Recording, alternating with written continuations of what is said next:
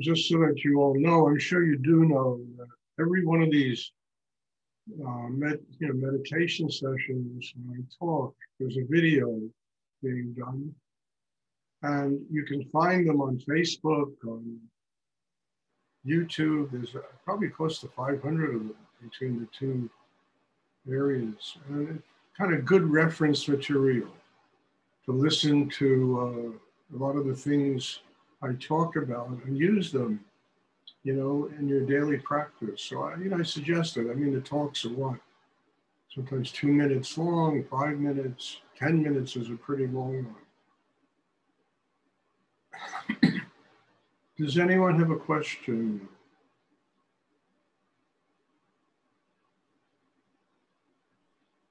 I have a question about the word is like rejection. And obviously in this meditation, we're surrendering to higher energy and being worthy of love and those very deep patterns of rejection that maybe come from childhood. Well, frankly, the best way to overcome that, and what you're talking about, is a universal condition.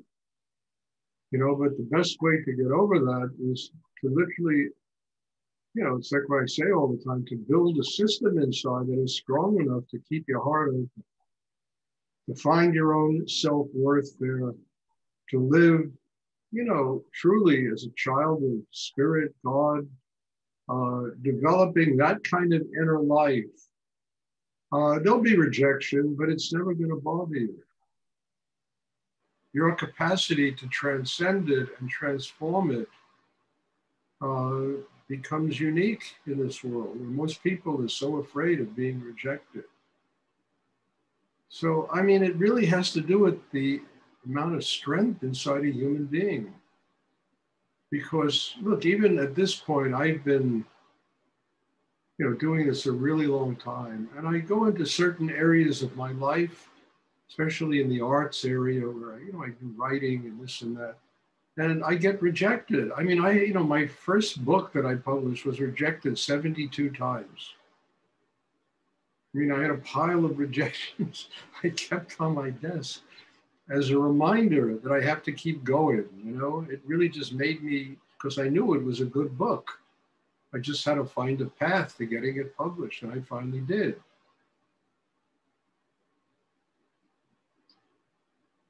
So rejection isn't necessarily a negative thing unless we make it into that. Rejection can be opportunities to refine and build your life, to listen to other people and what they're talking about, and use the rejection instead of as a way of defeating yourself.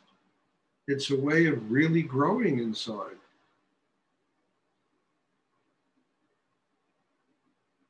It just simply depends on how you use it,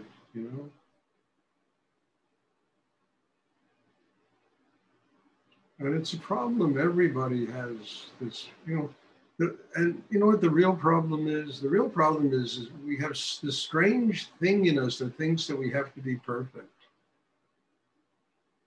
And every time we reach out to the world and we try to get, people find our imperfections and we get rejected and we feel, it makes us feel terrible that somebody has rejected us. Instead of saying, okay, I can get better. I can refine and build my inner life and develop the capacity to where rejection just bounces off of me. I have such confidence in what I do that any rejection is not my problem. It's literally the problem of the people that are rejecting. But that takes an amazingly strong system, or some huge kind of ego, Well, people in, the movies and theater, and when I was younger, I knew people like that, and the egos were so enormous that rejection just bounced off.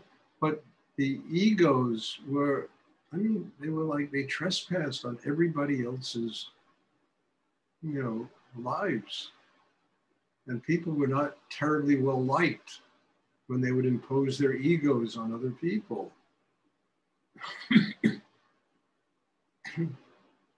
But that's one way. You have a knight, you're a knight in armor, you're shielded with ego. And the image of yourself is so big that rejection just bounces off of it. Or you build an inner life that is connected to spirit, that truly has gratitude and love. And it doesn't matter if people don't like what things that you do. And also never to do anything thinking that it's perfect. I've never written a book or a poem or an essay that, 10 years later, if I read it, I don't find a way to edit it. And it doesn't bother me, because, okay, refine it, make it better. I mean, I had a literary agent, I'll never forget it, and for a book I wrote called Little Sisters. And it was rejected by 40 major publishers, and it's a good book. I had a very important editor work on it, and she loved the book and really helped me to learn how to write. But it was rejected left and right. I don't think people were able at that time to deal with the subject, a very powerful subject. But it never bothered me. I said, I know what this is. I don't have to please everybody. I know what this is, and someday it'll find a life.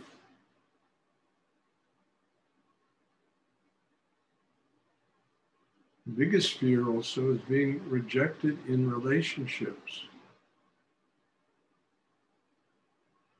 And that's going to happen to everybody, all of us, at some point or another,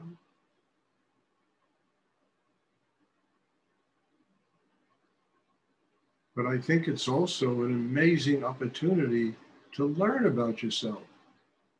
What am I doing that is making somebody else, anxious? Somebody else is rejecting me. And if you learn that, you build an inner life that really is strong enough. And you have such profound self-worth inside yourself because you're connected to something that is infinite in the universe. And there's no rejection from energy that's infinite, and it's always there to teach you about yourself and what you have to do to grow. It's always there to nurture you through the most difficult situations, to give you the strength to get through those situations.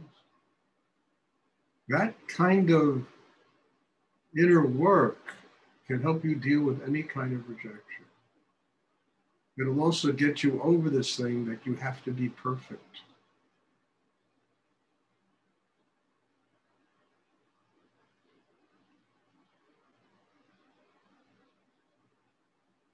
Thank you. Yeah, you're welcome. It certainly helped me, I tell you, because when I was a kid, one of the reasons I went into acting is I had to get over that rejection thing in myself. And there's no field where there's more rejection, than that field. And I, finally got over it. I started getting over it. I developed the confidence in myself, the ability to, but I had to throw myself in the middle of the problem and learn how to get past it. Can I ask, where do you get that confidence from? Just from higher energy that is unconditional to every human? Yes, you get it from there. You get it from, you get it from building a system inside yourself, refining your inner life. It's like, again, it's like writing a book. It takes years to learn how to write a decent book. And it takes many failures to teach you how to do a good book. I mean, when I first started writing, I couldn't put 3 words together in a sentence. So it takes years to build a craft that is so, powerful that it really is, just reminds you that you can do this. And it doesn't mean a damn what anybody thinks.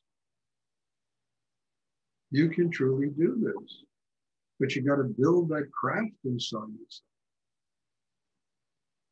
In whatever field one is in, It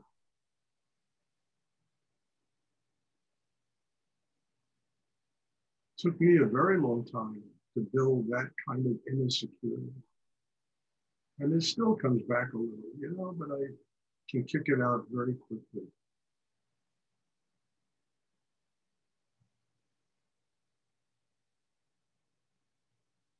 And there's nothing wrong with that because you're learning how to master a craft. I mean, Michelangelo didn't do the ceiling of the Sistine Chapel when he was 9 years old, when he was 12 years old, 15 years old. He learned over time the craft, of his art, and it enabled him to produce these masterpieces.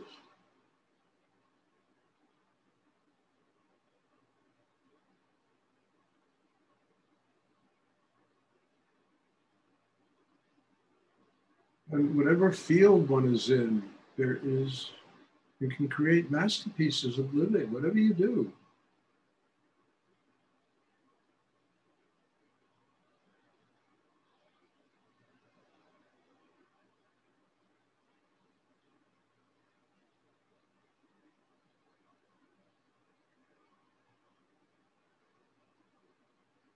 Does anyone else have a question?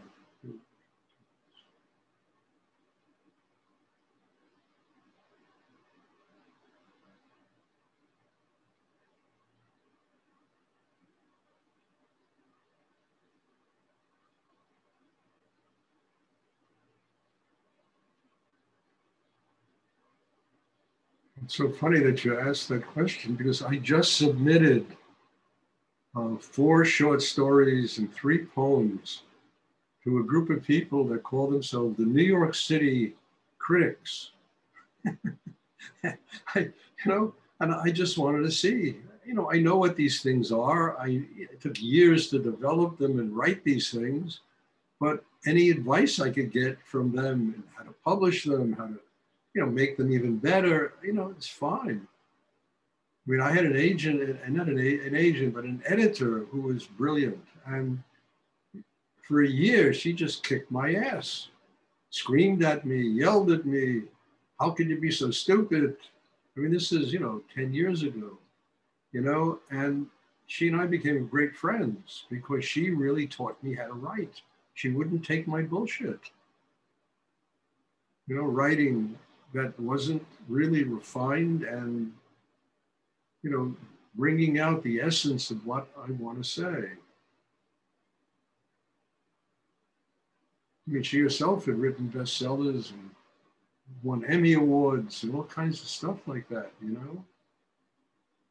But I was so grateful to her. And through all of that screaming at me, we became great friends. She started studying with me to learn meditation, to overcome problems she had, It was really something.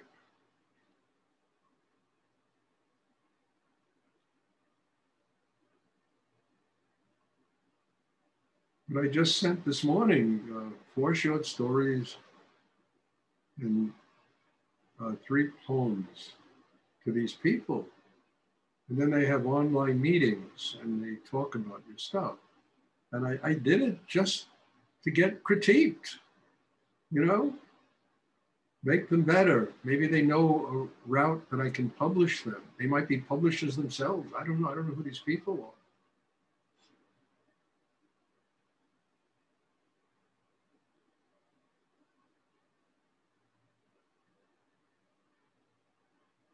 But I just enjoyed putting those stories together. And they're called New York City Critics, and these stories are New York City moments. So I figure they should be interested in that. They're promoting New York City. But there was nothing in me that said, no, I can't do this. Everything's, you know, I did what I did at the best of my ability. Now it has to be exposed to the world. And yeah, there's going to be criticism and this and that, but who cares? You just learn from it to make things better. I don't have to be perfect.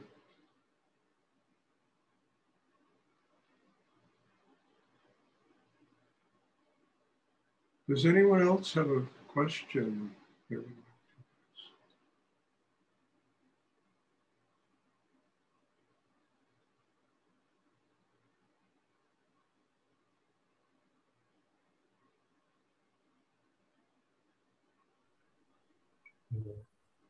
What is the universe for you?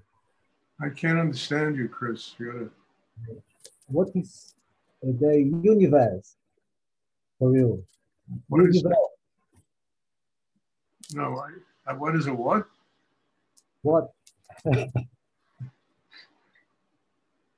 I get my Polish dictionary translate. No, I can't understand what you're saying.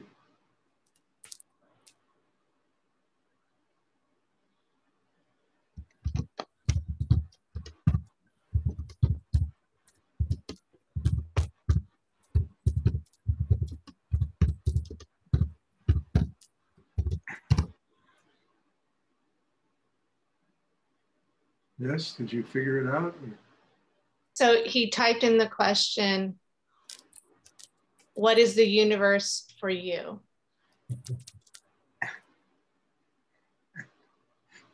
I mean, look, that's, you know, it's too broad a question. I mean, the universe is the most extraordinary university that exists on the earth. There's so many departments of learning in the universe that it keeps me working on myself every single day of my life. The universe is a playground. It's a place for me to enjoy living, to become a child of God, living in what's a very difficult universe, to overcome any obstacles and things that will keep me from doing that, and to understand that is my job, to be a child of God here, to have so much gratitude for the life that has been given to me, that I'll do what my teacher once told me. You know, a teacher, he said, is the servant of God and the servant of his students or her students. You know, to be a servant, to be able to transmit compassion to other people, love, to be able to, you know, listen to people's questions and things and try to find the deepest possible answers I can find in myself.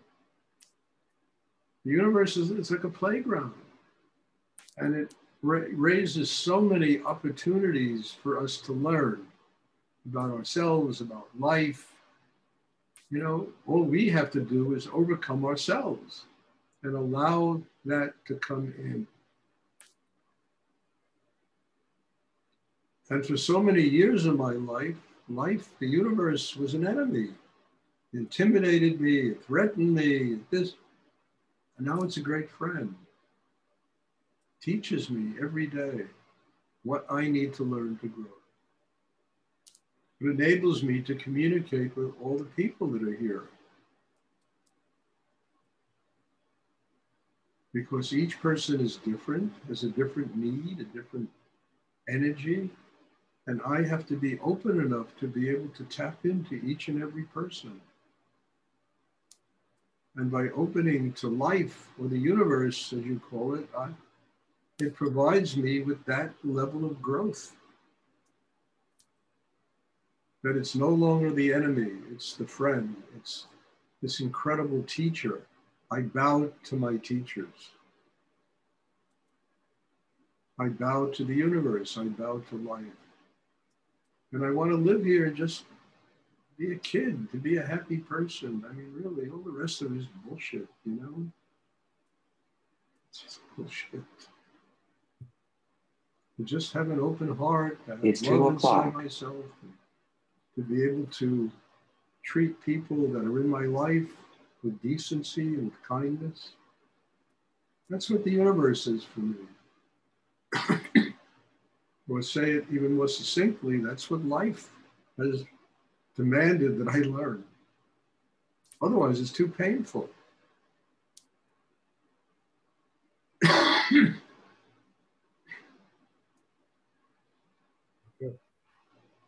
Not to be a teacher, not to be anything, to be a child of God, to be free of anything, you know? I mean, not to have a position in life,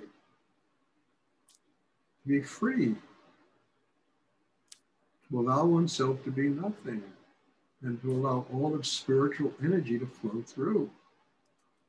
And that's the way one, you know, you learn to communicate with life, with the universe.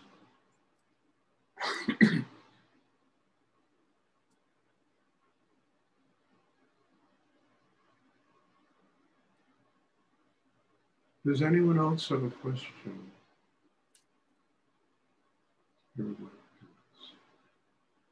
Lisa, are you there? Lisa? Hello? Hi, I am. I think it's a little dark now. You're too dark. I can't see you. Yeah, next time I'll turn on a light at the start. Good idea. Does anyone else have a question that would like that? Okay, then God bless you all. And I just have a lot of gratitude for your presence here, for your coming and doing these classes, giving me an opportunity to learn so many things about myself that I have to work on and grow. And hopefully it's nurturing all of you too. Otherwise I wouldn't know why you're here. You know, that it's really helping you to grow in your life. So God bless you all. And hopefully there'll be a class on Sunday. And I'm looking forward to seeing everybody. Bless you. Thank you so much. You're welcome. Good night or good day, wherever you are.